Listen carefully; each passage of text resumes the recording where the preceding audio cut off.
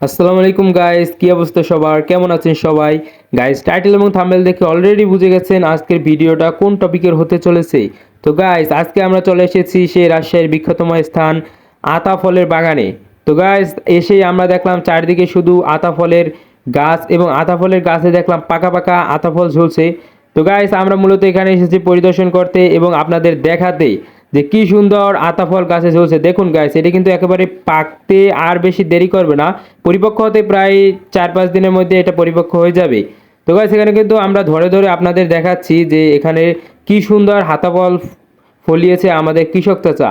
তো চাচার বাগানটা কিন্তু আমার কাছে দারুণ লেগেছে। আপনাদের একটু সামনে গিয়ে আমি দেখাই যে পাতা সরিয়ে যে গাইস কি সুন্দর আতা ফল এখানে ফলিয়েছে কি আমাদের কৃষক চাচা। তো চাচার জন্য একটা লাইক করে দিন এবং চ্যানেল নতুন হলে অবশ্যই চ্যানেলটি সাবস্ক্রাইব করে দিন। তো গাইস, আমরা চলে এসেছি সেই আতা ফলের সেই পাতা সরিয়ে আপনাদের দেখাতে। এই যে দেখুন গাইস, আতা ফল কি সুন্দর ঝুলছে।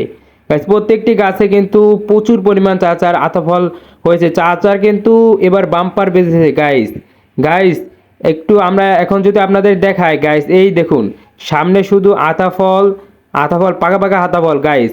এখানে কিন্তু গাইস অনেক প্রচুর পরিমাণ আতা ফল হয়েছে এই বাগানটিতে এবং চাচা কিন্তু এবার প্রচুর অর্থ লাভ করবে চাচা। এবং চাচা মনে হচ্ছে এবার চাচিকে নিয়ে ঘুরতে যাবে, কোনো স্থানে একটা লং ট্যুর মারবে, অবশ্যই কক্সবাজার যাইতে পারে।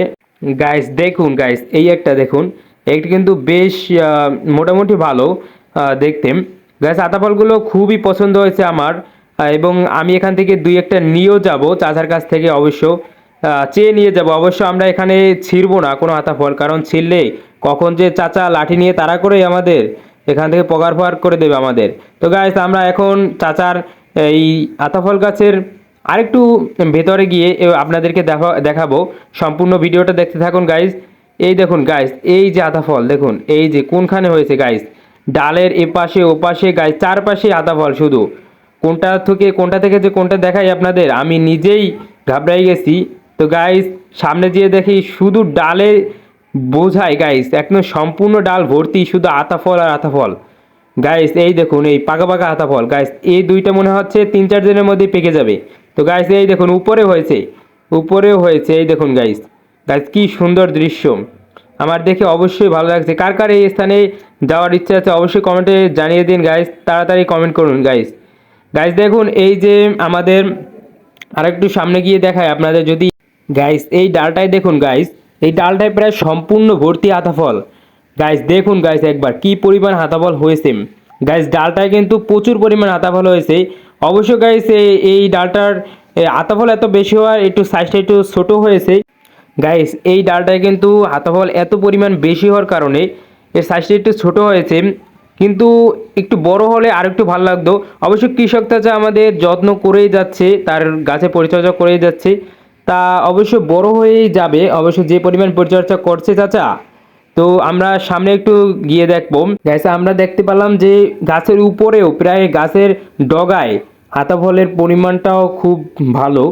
তো গাইস, আমরা একটু আপনাদেরকে আবার দেখিয়ে দিই যে দেখুন গাইস, কি সুন্দর হয়েছে, একেবারে পাকা, একেবারে মিষ্টি মধুর মতো, একেবারে বলে কয় না ওই কিরে কিরে মধু মধু, সেরকম চাচার কিন্তু সেই মধুর রাজ্যে আমরা চলে আসলাম। তো গাইস, আমরা এখন দেখাতে চলেছি আবার একটু নিচে থেকে জুম করে দেখুন গাইস, কি সুন্দর দেখাচ্ছে নিচ থেকে, মনে হচ্ছে একেবারে লাড়ুর মতো, একদম প্রত্যেকটা কিন্তু সুন্দরই লাগছে। অবশ্য খেতে আরও সুন্দর। আমার কিন্তু এই আতা ফল একটা ফেভারিট খাবার এই মৌসুমের জন্য। অবশ্য এই মৌসুমে আতা ফলের একটা দারুণ একটা সময় এবং এই মৌসুমে কিন্তু সবার প্রিয় এই আতা ফল। গাইস, কার কার প্রিয় আতা ফল অবশ্যই কমেন্টে হ্যাশট্যাগ আতা ফল লিখে কমেন্ট করে দেবেন। দেখুন গাইস, এই একটা আতা ফল কি বড় গাইস, সাইজটা খুবই বড়। গাইস, এই পাশে একটা আছে, আরেকটি দেখিয়ে দিলাম, এই যে খুবই বড়, সাইজগুলো কিন্তু ভালোই বড়। তো গাইস, আমরা একটু গাছটার রিভিউ দেখি। এই দেখুন একটা কাঁচাও আছে, অবশ্যই এটার পাকবে আরও 10-15 দিন পর পাকবে এটা।